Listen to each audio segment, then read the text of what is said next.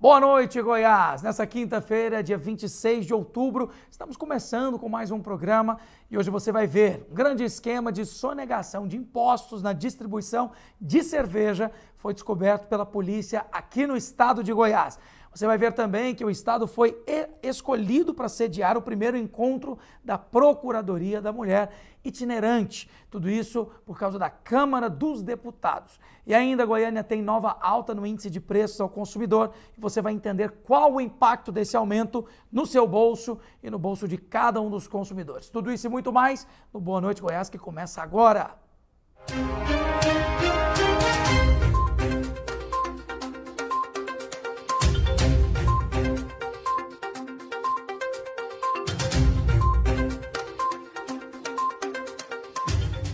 Seja muito bem-vindo ao Boa Noite Goiás, é uma alegria ter a sua companhia. 30 minutos com informação e tudo que você precisa saber nessa quinta. Nós vamos iniciar o jornal hoje falando que a Polícia Civil de Goiás desmontou um esquema que sonegou cerca de 20 milhões em impostos. Tudo isso na distribuição de cerveja. É o que você acompanha agora com Túlio Isaac Filho. Operação Cevada, mais uma operação da nossa DOT, tentando coibir a sonegação fiscal no estado de Goiás. E olha, a gente está falando de 20 milhões de reais. Empresas que atuam aí no comércio de cerveja. Doutora Fabiana Ganga, aqui da DOT. Doutora, 20 milhões de reais é muita coisa e que pesa, claro, no estado, porque é um dinheiro que deixa de ser investido. Como é que toda essa operação se iniciou? Prazer falar com a senhora. O prazer é meu. Infelizmente, o fisco estadual estima 20 milhões, que o prejuízo possa chegar até 20 milhões de reais. É muito dinheiro que o estado deixa de receber, A investigação da DOT iniciou com a apreensão de 3 carretas pelo fisco estadual, onde foi percebido que essas carretas elas vinham do Rio de Janeiro e do estado de São Paulo com notas fiscais falsas, ou seja, de empresas noteiras, tendo como destino outros estados da federação. Quando elas ingressavam no estado de Goiás, as notas eram trocadas por notas internas, sendo o destino a uma distribuidora aqui de Goiânia. Doutora, a gente não tem somente Goiânia envolvida, né? Não, nós temos empresas distribuidoras de bebida de Jataí, Catalão, Porangatu e Goiânia. Até o momento, quantas pessoas que são alvos dessa investigação? Até o momento, que eu sei que vai continuar. Vai continuar mesmo. Até o momento, os proprietários e responsáveis pelas empresas investigadas. O quanto isso pesa para os cofres públicos? Porque é o goiano que deixa de ser beneficiado, mas essa atuação Fisco, DOT, Polícia Civil, Secretaria da Economia tem feito toda a diferença. Exatamente. Quero falar exatamente da importância da integração. O Fisco e a Polícia Civil unidos, elas conseguem combater principalmente a concorrência desleal. Ou seja, são fraudes estruturadas, simulações de operação interestadual, de tal modo que grandes empresas se beneficiam do próprio imposto. Ou seja, eles fazem do próprio imposto o seu próprio negócio. Doutora, a operação continua. Com certeza teremos mais novidades aqui para frente. Com certeza. Agora nós vamos aguardar as auditorias pelo Fisco Estadual das empresas envolvidas e analisar os documentos de celulares e computadores apreendidos para a gente identificar, ou seja, apontar a autoria de cada um e provavelmente identificar outras empresas que estão fazendo parte do esquema. Bom, hoje já nós vamos falar com um economista, o querido Luiz Carlos está conosco aqui, e aí eu vou perguntar para ele desses 20 milhões. Será que 20 milhões em sonegação, em venda de cerveja, dá quantos litrões aí, hein? Será que dá litrão suficiente para a galera comemorar o Natal? Nosso economista Luiz Carlos. Já ele vai entrar aqui com a gente e comenta também esse nível de sonegação. E aquela pergunta, será que se nós diminuirmos a carga tributária, diminui a sonegação também? Ou não muda nada? É próprio da cultura do brasileiro. Já a gente conversa sobre isso. Mas antes, falando até em contratos, e dinheiro, movimentação, a sessão desta quinta-feira na Câmara Municipal de Goiânia seguiu com um tom de questionamentos sobre as despesas de contratos e mais denúncias contra os parlamentares. A briga entre o Bloco Vanguarda e o presidente da Casa, Romário Policarpo, continua na Câmara de Goiânia. Depois das denúncias de irregularidades em contratos, desta vez a alegação dos integrantes do grupo é que está havendo perseguição do chefe do Legislativo Municipal. O líder do bloco, o vereador Igor Franco, acusa o presidente. Só beneficia os mais próximos, quem bajula, quem puxa saco. Isso aqui, Bloco Vanguarda, é independente. Nós estamos aqui na Câmara para prestar um bom serviço e devolver Goiânia para os goianienses. Não aceito mais nenhum tipo de negociação, não aceito mais nenhum tipo de situação para atrapalhar a gestão do prefeito Rogério Cruz. O presidente da Câmara preferiu não gravar entrevista, mas o grupo de vereadores que o apoia na casa defendeu Romário Policarpo.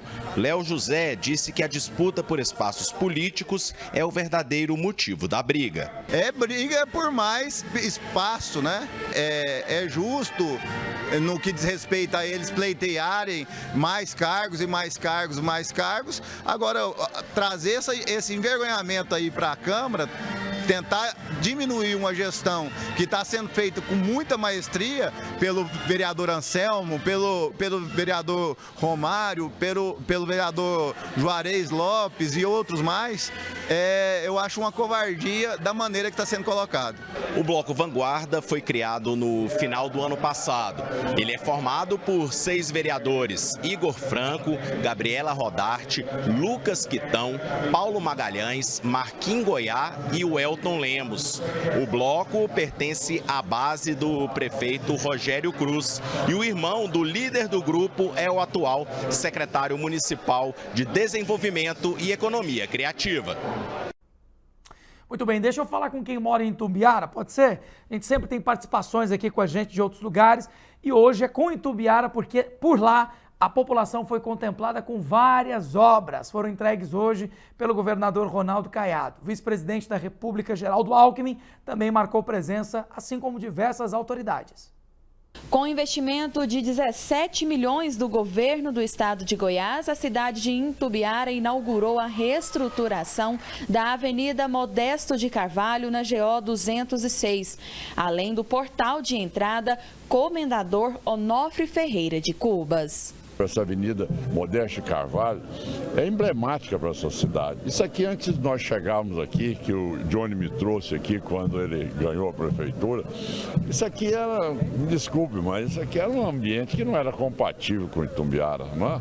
Você vê a água pluvial, não tinha sequer dreno. Quando chovia aqui, não dava as lojas todas aqui da região, ninguém circulava por isso aqui, toda esburacada, suja, lameada. Uma cidade estava encardida. Você viu que o Johnny recuperou tudo isso. Era um Itumbiara antes do governador Ronaldo Caiado. Hoje a autoestima da população é muito grande por essa recuperação de obras. Eu estava dizendo a ele, passamos por uma obra aqui de mais de 20 anos que eu assinei a ordem de serviço. Tínhamos 40, hoje não temos nenhuma. Itumbiara está tocando todas as obras.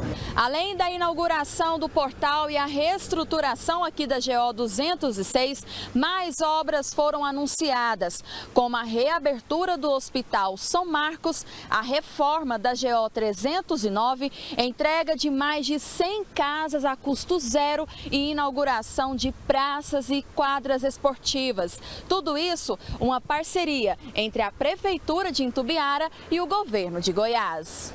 Os investimentos realizados pelo governo foram celebrados pela população do município, em especial os alunos da rede de ensino.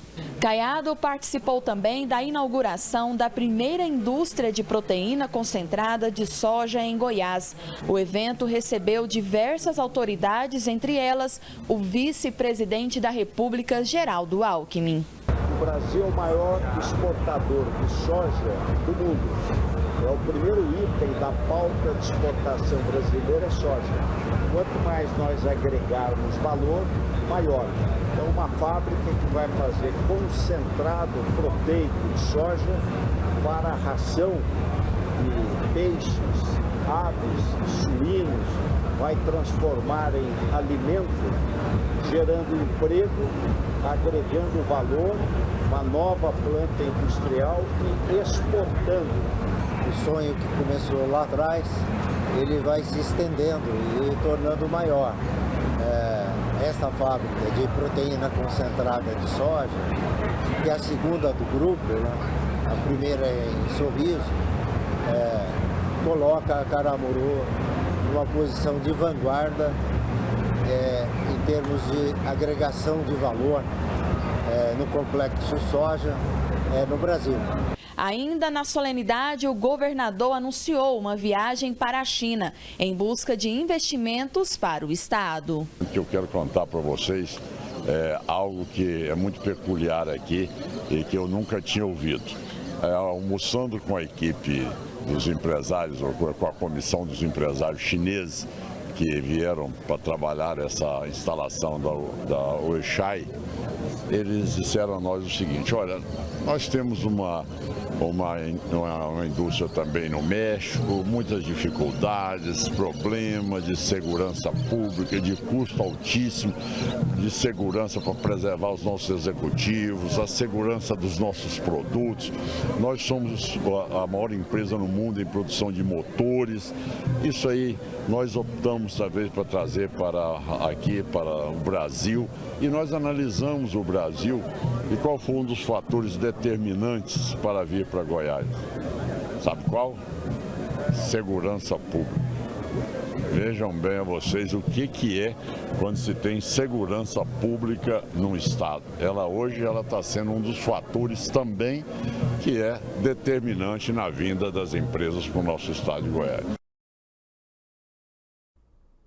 E o estado de Goiás foi escolhido para sediar o primeiro encontro da Procuradoria da Mulher Itinerante da Câmara dos Deputados. O evento, que aconteceu na Assembleia Legislativa, reuniu diversas pessoas engajadas na defesa da mulher. O programa vai percorrer 5 regiões do país para coletar informações que possibilitam a defesa das mulheres. Proporcionalmente, Goiás é hoje o estado que tem mais mulheres. Não é em número, é na proporcionalidade. Era uma surpresa para você. E eu sei que vocês estão fazendo um trabalho já incrível. As 4 deputadas estaduais unidas, assim como as federais. Então a gente espera que seja um marco na luta pela defesa das mulheres goiana. Deputada Rosângela, é importante essa troca de experiência, como a Soraya disse, né? Principalmente aí por discutir assuntos tão importantes para as mulheres. Olha, é muito importante porque uma mulher puxa a outra. Eu estou aqui dizendo falas que me fizeram empoderar nesse mandato que me se inicia. Eu sou deputada procuradora especial da Casa na Assembleia Legislativa do Estado de Goiás, e quero dizer que esse primeiro encontro, que vai ser itinerante em todo o país, aqui no Estado de Goiás, é de fundamental importância. O encontro teve o objetivo de discutir o direito das mulheres, principalmente debater sobre ações para o combate à violência contra a mulher. Outros temas, como mulheres na política, autonomia econômica e saúde, foram discutidos no evento. Nós temos trabalhado, todas as deputadas em conjunto, para não apenas mostrar a importância das mulheres na política, mas da gente ir superando, rompendo com o machismo que em todos os lugares ainda está muito atravancando os desenvolvimentos. De acordo com dados do Tribunal Superior Eleitoral, dos 246 municípios goianos, 156 deles não tiveram candidatura feminina às prefeituras nas eleições de 2020. A região do entorno foi uma delas. O encontro busca mudar essa realidade. A Procuradoria é um excelente instrumento em defesa, em proteção inclusive da violência política. Ano que vem, um ano de eleição, muitas mulheres deixam de participar da política por conta dessa violência. Então é importante termos a Procuradoria como um instrumento de defesa das mulheres. A Procuradoria da Mulher Itinerante busca de forma estratégica unir os órgãos municipais, estaduais e federais. Nós estamos aqui hoje para inspirar e dar todo o apoio para as vereadoras instalarem as procuradorias especiais da mulher nas câmaras municipais. Essa troca que acontece nesses eventos, a gente já fez alguns, é com certeza muito rica para o enfrentamento à violência contra a mulher. Muito bem, e falando sobre mulher, sobre economia, sobre a pujança que pode existir em todas as relações sociais, eu estou aqui com o nosso convidado Luiz Carlos Ongarato. Ele é mestre em economia e também relação com investidores. Luiz, bem-vindo, boa noite para você. Boa noite, Guilherme, boa noite a todos que nos acompanham. Prazer estar aqui essa noite para a gente conversar um pouquinho. Sim, o prazer é nosso e eu sei que numa quinta-feira as pessoas pensam que o Luiz veio falar no Boa Noite Goiás. Então deixa eu começar do início. Sabemos que a cesta básica do brasileiro tem alguns acréscimos, é um período também chuvoso que mostra alterações no preço de alimentos e o que dizer também da gasolina e outras coisas que impactam diretamente no bolso do trabalhador brasileiro. Luiz, qual que é a sua leitura do cenário econômico brasileiro nesse exato momento? Bom, quando a gente fala de cesta básica, a gente está falando de alterações em produtos, em preços de produtos que têm uma suscetibilidade sobre o clima. Então a gente tem visto chuvas, né, o El Niño, que tem prejudicado principalmente a colheita aí de hortifruti, né, que vai ser o impacto ali diretamente na mesa do consumidor. Pelo lado dos combustíveis, a gente tem visto também uma não muito clareza em política da Petrobras em questão de preço. A gente tem visto o petróleo subir e esse preço tem que ser repassado, né? Quando a gente fala em diminuição de preço de combustíveis com o aumento do preço do petróleo, a gente pode esperar que essa conta vai vir em algum outro ajuste aí tarifário. Nós vamos ter que pagar em algum momento. Isso mesmo, né? Seja agora ou num curto prazo ou no próximo mês algum ajuste maior. É interessante a gente até usar o exemplo de um parcelamento de um carro, de uma casa, porque existem duas opções. Aquela parcela que ela é variável, né? Começa muito cara e depois vai barateando, e a parcela fixa. Tem alguma coisa a ver? Se a gente congela o preço do combustível, por exemplo, tudo bem, fixou o preço do combustível, mas em algum momento eu tenho que pagar essa conta. Essa conta ela vai ter que ser paga especialmente porque a gente não é autossuficiente, especialmente no diesel, né? E aí acaba que a gente precisa importar diesel. Se a gente deixar de ter um preço competitivo, né, para as importadoras, acaba que a gente vai ficar sem diesel e aí o problema pode ser muito maior. Perfeito. Eu vou fazer uma pergunta mais aberta. Nós estamos observando aí guerras ali em território ucraniano que não se finaliza, que é a guerra da Rússia com a Ucrânia, e agora a guerra na faixa de Gaza e o Hamas atacando em território israelense. Como que isso pode interferir na economia do nosso país, dizendo até sobre Goiás, que é um estado agro que negocia com o mundo inteiro?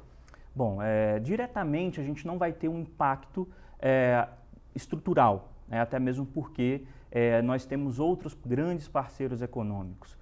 Porém, a gente vai ter um impacto indireto que tem a ver com o preço do petróleo. Leia-se, preço do petróleo, preço da gasolina, preço do diesel, preço da cesta básica, logística, todo esse custo de transporte que é atrelado ao petróleo.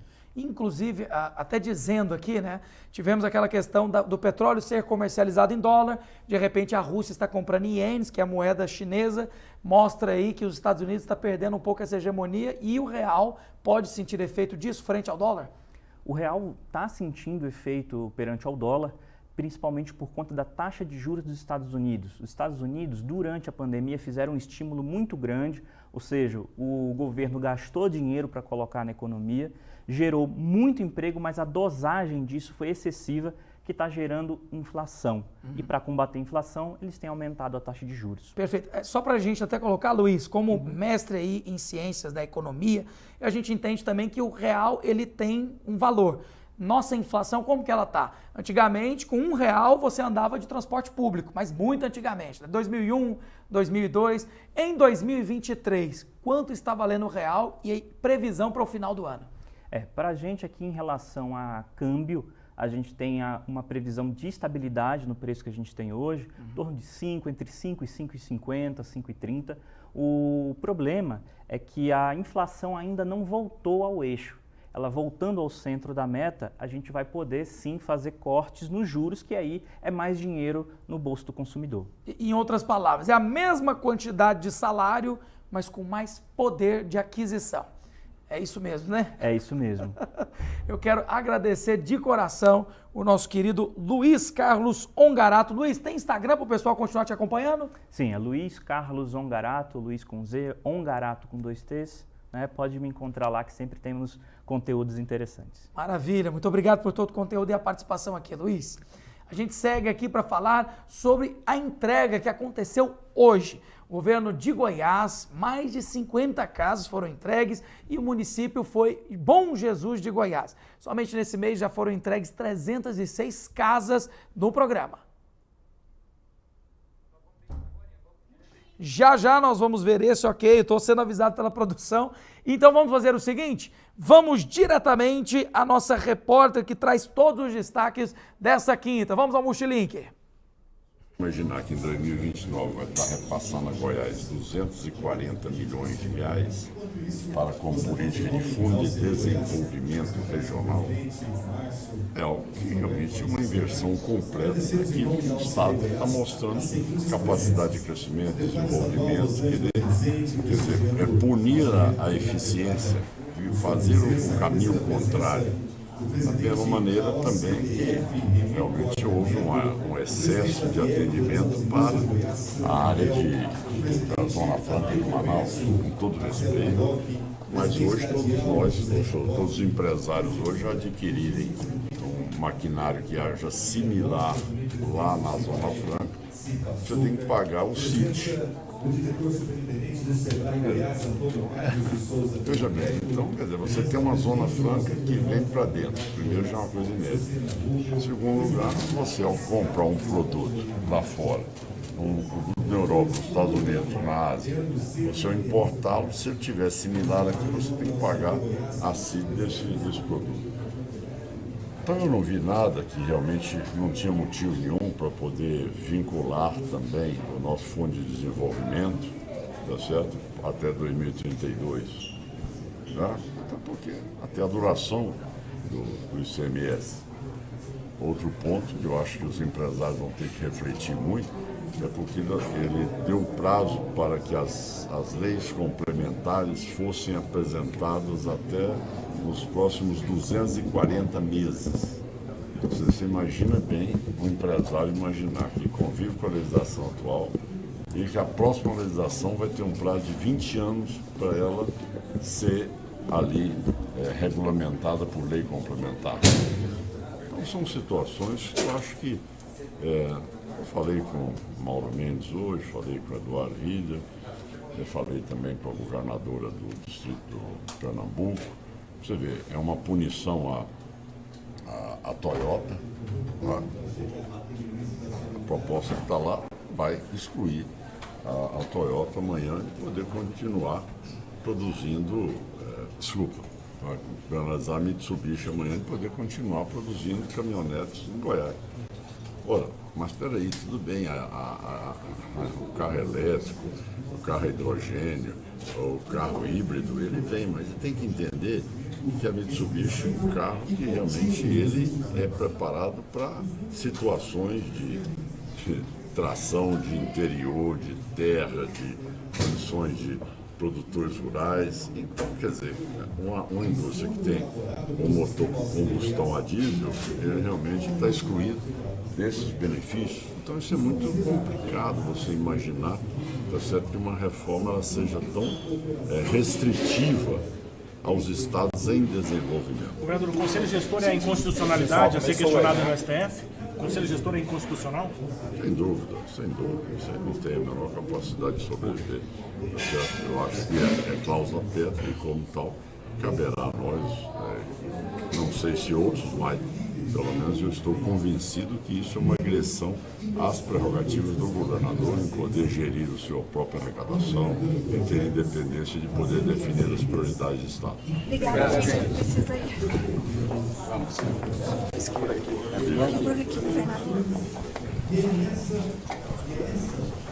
Muito bem, governador Ronaldo Caiado sendo homenageado nessa noite.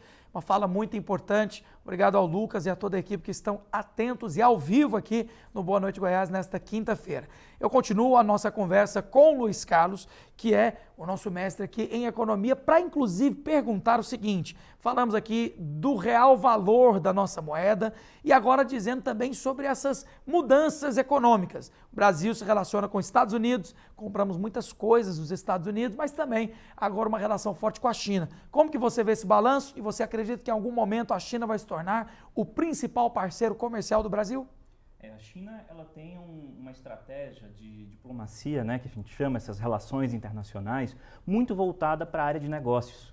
Então, os Estados Unidos tem uma estratégia muito mais voltada para a guerra. E aí, por conta de vários conflitos que os Estados Unidos gastou tempo, né, os chineses não dormiram no ponto e começaram a fazer muitos negócios. Por exemplo, a nossa produção aqui em Goiás, toda do agronegócio, né, grande parte a gente tem suprimentos, inclusive nós fornecemos grãos aí para a China, também a questão da proteína animal. Então, os chineses são muito interdependentes conosco. Nós dependemos deles para ser um comprador dos nossos produtos e eles também precisam, como tem uma população muito grande, de ter um grande fornecedor de alimentos, que é, no caso, Goiás e o Brasil. Deixa eu perguntar aqui para um economista, o que você aconselha, aprender inglês ou mandarim? Eu jogaria aí o inglês, principalmente, é mesmo? Né? Porque o mandarim aí tem muitas variações, ali é difícil quando um chinês quer falar com você sem que você perceba, né? Então, acho que eu iria mais para o inglês. Com certeza. Os aplicativos, inclusive, de compras da China são famosos, né? Shopee, Banggood, Wish e tantos outros aí, todos eles agora estão sendo taxados, né? O que muda também a maneira do brasileiro consumir produtos chineses. Como você vê esse tipo, tem um, inclusive, que no meio de muitas pessoas já está sendo usado, que é o Shein, se eu não me engano, que o Shein vende roupas que são enviadas diretamente da China. Com a taxação, eu imagino que poucas pessoas vão permanecer comprando com aquela frequência. Tem algum impacto no comércio? A gente tem visto aí esse rearranjo do governo federal para buscar investimento dessas empresas chinesas no Brasil.